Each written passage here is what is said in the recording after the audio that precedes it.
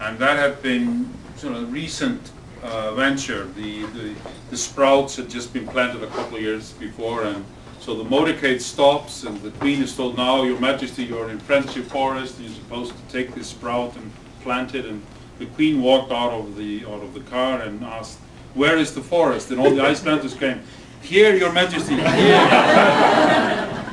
So it's, as I pointed out to somebody before, it is a barren place. It's a big country, relatively few people, 300,000, but it's barren. But that has the advantage as the view is fantastic, a lot of space, no trees to obscure the view.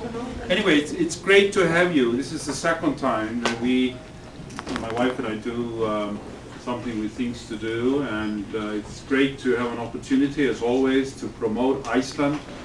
My wife and I will gladly answer any questions that we can answer that you may have about Iceland. In the dining room we have Icelandic food. We have salmon, we have fish, white fish, we have skyr, we have cheese. And at the bar we have Icelandic beer and Icelandic vodka, the only vodka in the world made with energy from a geothermal plant, steam, and so it's very special vodka, as you can try yourselves.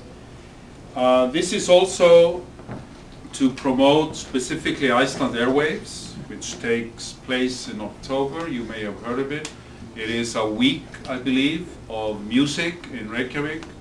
Music and a lot of pub going and beer drinking.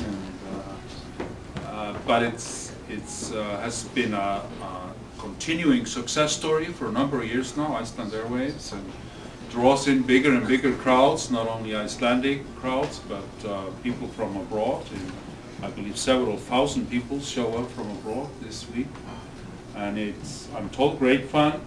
Because of that link between our reception tonight and Iceland Airways, we're showing this feature documentary with Sigurós, an Icelandic group, who have been doing very well. And only this last Saturday evening, they had an outdoor concert with Björk in Reykjavik, which was a great success. 40,000 people showed up, most of them Icelanders, I believe. And I'm reminded of, I was in school in London many years ago, and I was having coffee with an American friend, and he started asking me questions about Iceland, and he began to figure out as the conversation progressed that there weren't very many people in Iceland, so he asked me and stopped me and said, how many Icelanders are there? And I said, about 300,000. And he said to me, Albert, that's not a country, that's a rock concert. Some months later, we were at a Led Zeppelin concert in Stevenage, north of London, outdoor concert with 100,000 people, and then it hit me, the truth of what he had been saying. To an American, 300,000 people is not a country; that's a rock concert. Anyway, again, great to have you, and please enjoy the evening, enjoy the food. Some of it, not all of it, is Icelandic, but a good part of it is, and have some Icelandic beer, and let's have a nice evening together. Thank you all for coming, and let's say the Icelandic, there's a key word here, password, skál.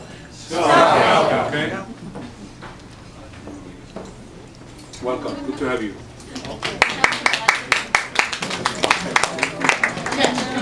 Oh, one quick thing. Sorry, Icelandair has the word here. Yeah. I'm just here to answer any questions, help in any way. I've been with Icelandair 35 years. I grew up in Iceland, obviously, and go there several times a year. So there'll be very few questions that I could not answer, I think. And if I can't, I'll find the answer. Okay. So anybody has any questions later, just come and find me. Great. And we have some material as well, DVDs Yes, and stuff. I've brought DVDs and brochures on Iceland and little bookmarks, so please help yourself. They're on that table against the wall over there. Okay, and now you talk?